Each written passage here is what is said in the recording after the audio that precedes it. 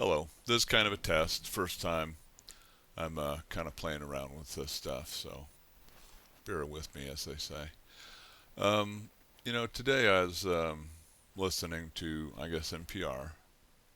There was somebody that they were talking to about, kind of the nature of what Trump is doing, and Elon, more to the point, that he has access, it would seem, at the very least, to everyone's personal data via the Treasury Department. And so, you know, everyone, kind of a big number, but the federal government does have information to everyone. Um, and we've heard, you may have heard, um, different states, different groups complaining about not wanting on this list or that list because they didn't want the federal government to have their information, but we're okay with the state government having it for some reason. I mean, that's kind of a different, different talk, a different time. But so what they're doing, and also, there have been, reputable sources that have said that they're getting information from Treasury employees that at least Elon and I believe one other guy who's kind of known to be his lead developer or whatever, um, do have read write, meaning they could look at that code and think, oh wow, this is ancient, which it is. It is very old, um, mainframes and whatnot. But they could mess that up, and then the federal government just won't spend any money again until it's fixed. So, that's a problem. But anyway, but back to the NPR. They were saying, what's going on is, this, they don't necessarily say it changes America, but they just kind of say, well, this means America is X. It's not as democratic. It wasn't quite that cheeky, but it was something like that, right? And then to me, I think that's very misleading. Reason being, um, typically people envision America being part and parcel of the U.S. Constitution and the Bill of Rights. Um, that's without those, maybe we have something we call America, but it would be entirely different, right? Some might argue better, but at least not the same thing. And um,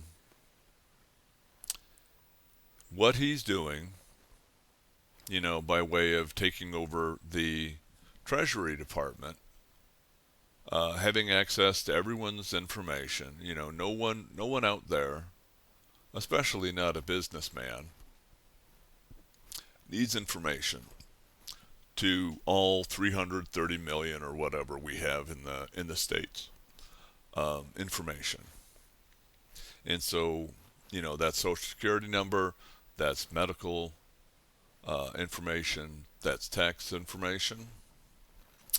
A lot of people, I think, with good reason, are calling it a financial coup, um, and that seems kind of appropriate, you know, especially kind of because of other things that are happening. We'll touch on in a minute regarding the funding that's going on. And so, I just feel like, what we're seeing is just not just the dismantling of the administrative state, which, GOP has been working on for a very, very, very long time. The Supreme Court has been right there with them, destroying that as well. But kind of the other thing that makes it all kind of, you know, beyond worrisome. I mean, it is what it is. I mean, we can call our senators representatives. Um, Yeah, I'm still trying to work out like what can you do, right? Um, but is the the federal government has put the freeze on funding, some time ago. And it is there are if you listen to people talk about the statutes and whatnot, there are exceptions to that being illegal. The president can freeze funding in very specific circumstances for up to 45 days. And so, but the problem is one of the things that I believe is even spelled out as this is not an excuse for it is you don't like the policy. Okay? You cannot freeze funding because you don't like the policy. It has to be most likely some kind of technical issue. We just don't have the money, who knows. That kind of shit just doesn't happen. Or at the very least, it's not something that they put on the front of Wall Street Journal or whatnot. So very few people really know how that goes. And so, but and several federal judges have ruled that's illegal. That's unconstitutional. The way they're doing it, they can't do it. They put a stay on it, I believe. To be clear, I want to be fair.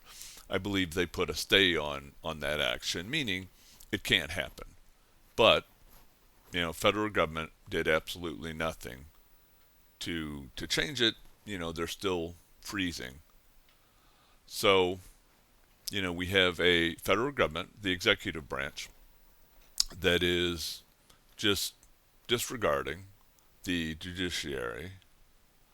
The judiciary, I'll just mention, is always going to be a very conservative group of people.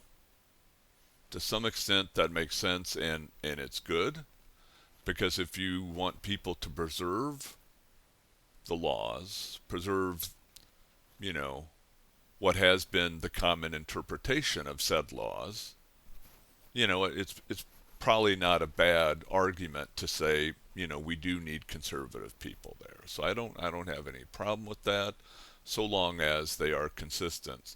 The SCOTUS U.S. Supreme Court has not been consistent for a long time. Again, that's you know kind of a big thing that that's it. We'll leave that. And so those were just some of the things um, you know that I thought of.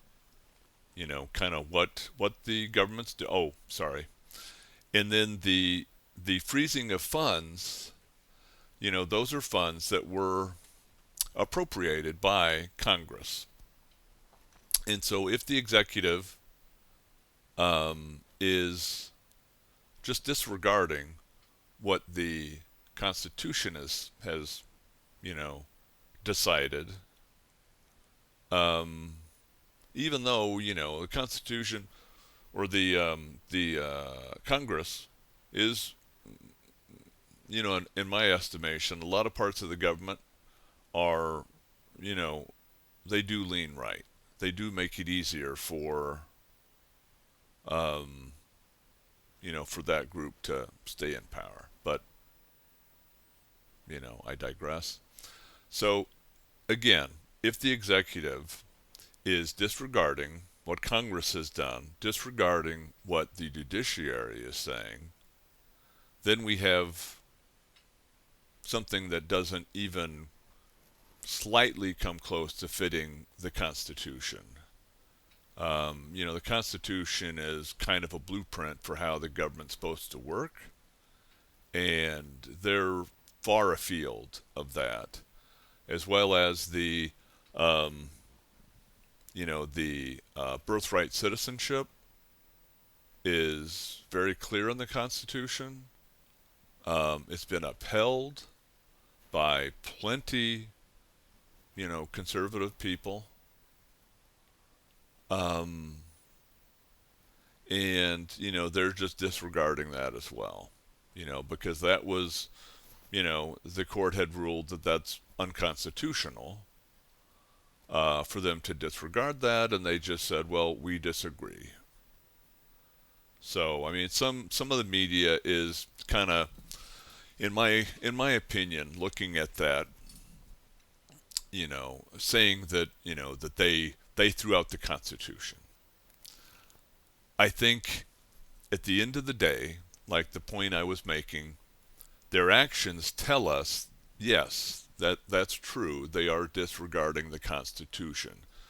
But I mean, we have to look at different things that they're doing that they're very serious about and doing, and then see that, yeah, they are disregarding the Constitution. To look at one issue, two issues, that's not, you're not helping yourself any, right? Because it's a lot easier for somebody to say, well, that's only, they have some tussle with the judiciary, so, not a big deal. Um, okay, let me wrap this up. And, all right, well, thanks.